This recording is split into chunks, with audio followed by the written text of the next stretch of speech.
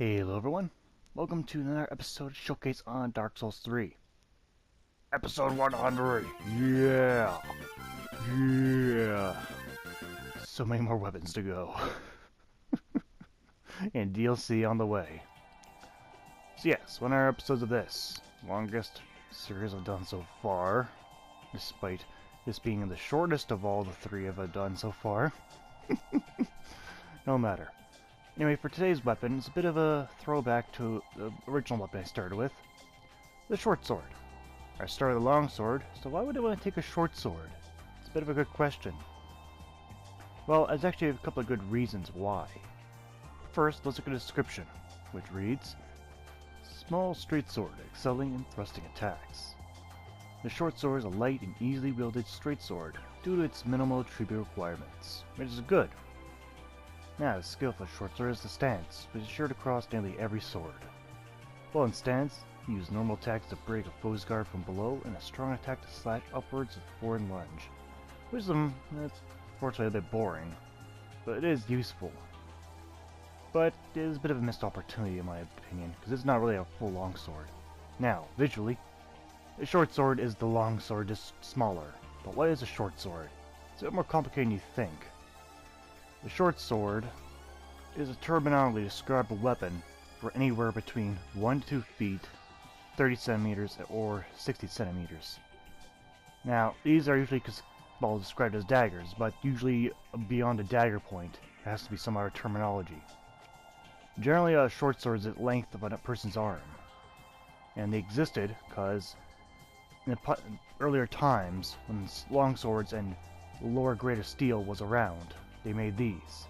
It's only they made long swords when more recipes for higher quality steel was made. So these are a lot more common in the much earlier days than in the medieval.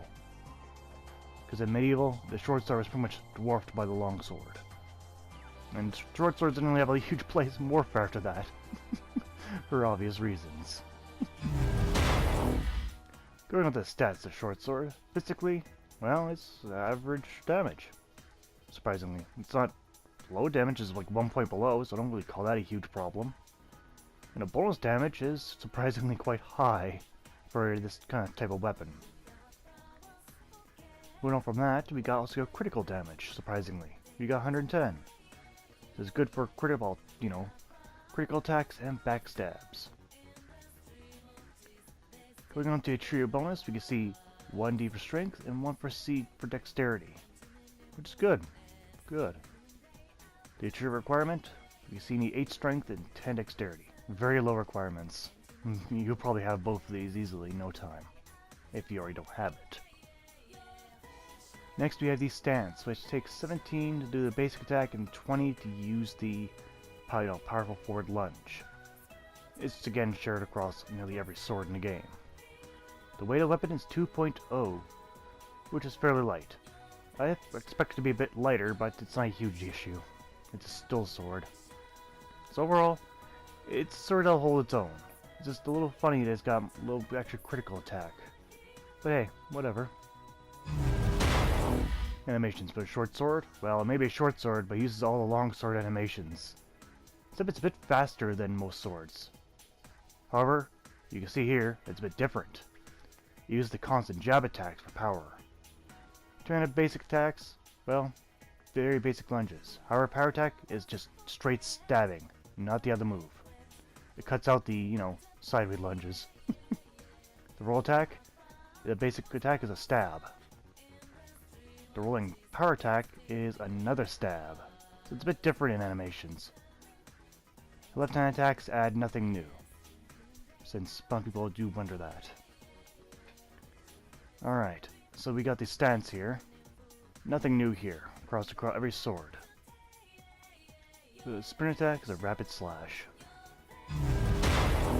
Now when upgrading the short sword, you can use Titanite shards, which is good.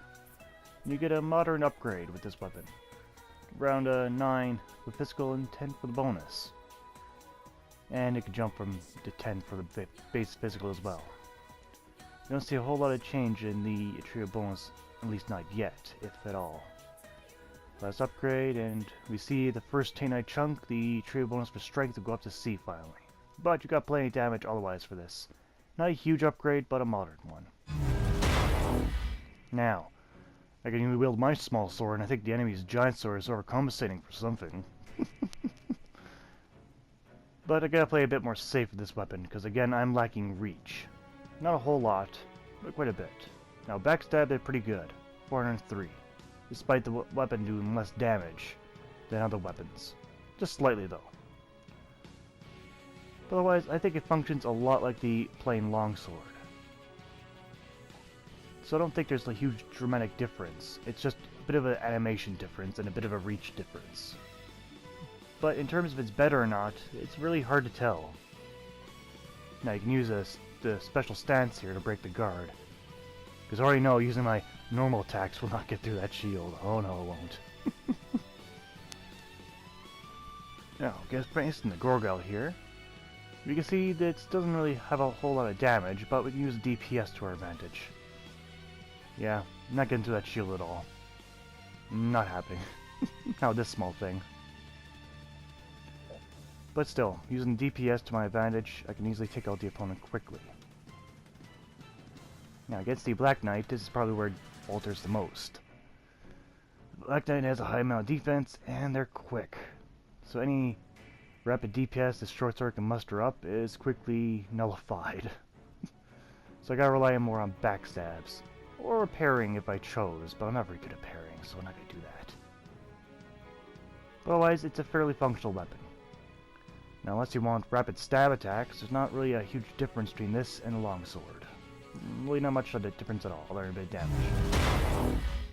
Now, moving on to the pros and cons of the short sword. On the pro side, it is faster DPS than its longsword brethren. It has one of the very few basic stabs animations for power attacks. I think only 2 weapons have that animation. This, and I think, was a Lothric Knight Sword. But oh well.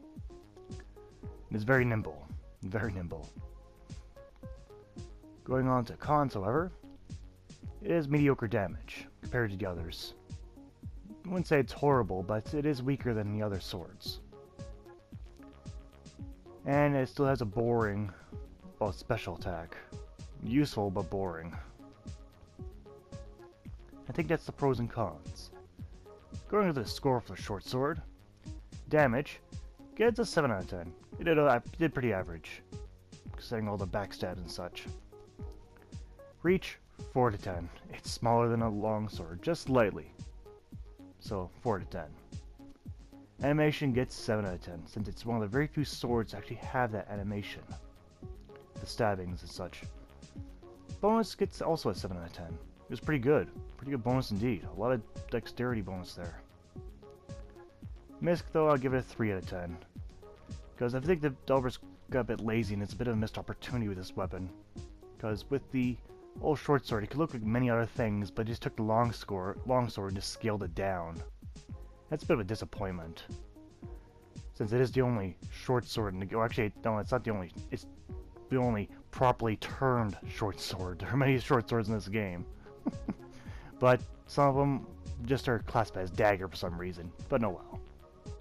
Before I get carried away, the short sword in total gets 28 out of 50, which is good. That's all it is in my opinion. Not bad, not great, good.